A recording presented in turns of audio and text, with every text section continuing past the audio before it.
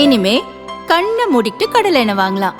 ஏன்னா மந்த்ரா கடலை எண்ணெய் இதயத்தின் தயாரிப்பு. வறுக்க பொரிக்க ஏன் எல்லா சமையலுக்கும் மந்த்ரா தான். மந்த்ரா கடலை எண்ணெய், அபார ருசி, ஆரோக்கியமான உடல் நலம்.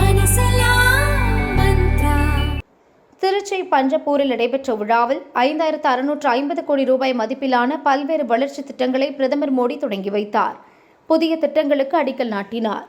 நிகழ்ச்சியில் பிரதமர் மோடி உரையாற்றும் போது தூய்மையான எரிசக்தி, பெட்ரோலிய தயாரிப்புகள், நெடுஞ்சாலைகள், ரயில் திட்டங்கள் மற்றும் ஊரக பகுதி சாலை திட்டங்கள் தொடங்கப்பட்டுள்ளன.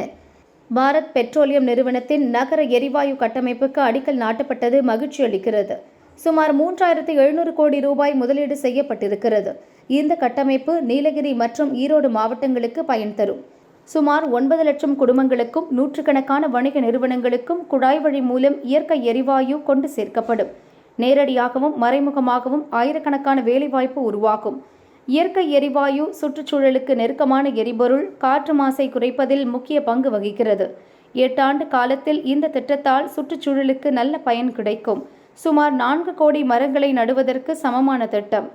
370 கிலோமீட்டர் நீள கிராமப்புற சாலைகளை துவக்கி வைத்திருக்கிறோம். இவை கிராமப்புற பொருளாதாரத்தை உயர்த்தி சுலபமாக வாழும் தன்மையை அதிகரிக்கும். கடந்த ஆண்டு கங்கை கொண்ட சோழபுரம் வந்தேன். ராஜேந்திர சோழன் கட்டிய கோயிலின் 1000வது ஆண்டு விழாவை கொண்டாடினோம். இது யுனெஸ்கோ அமைப்பால் அங்கீகரிக்கப்பட்ட இடம். அங்கு ஆயிரக்கணக்கான சுற்றுலா பயணிகள் வந்து செல்கின்றனர்.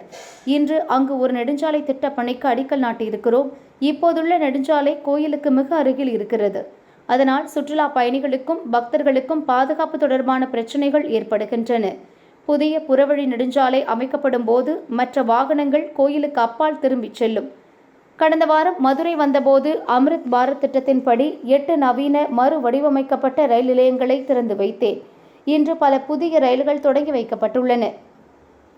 இவை ராமேஸ்வரம், கோயம்புத்தூர், காரைக்குடி, நாகர்கோயில், திருநெல்வேலி, மயிலாடுதுறை நகரங்களை மற்ற இடங்களுடன் இணைக்கும். புதிய ரயில்களால் சுற்றுலா வளரும், உள்ளூர் பொருளாதாரம் வளர்ந்து இளைஞர்களுக்கு பல வேலைவாய்ப்புகள் கிடைக்கும்.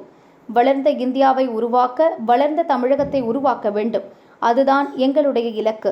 தமிழக மக்களின் நலனுக்கு மத்திய அரசு முழு அர்ப்பணிப்போடு செயல்படுகின்றது என்று பிரதமர் மோடி கூறினார்.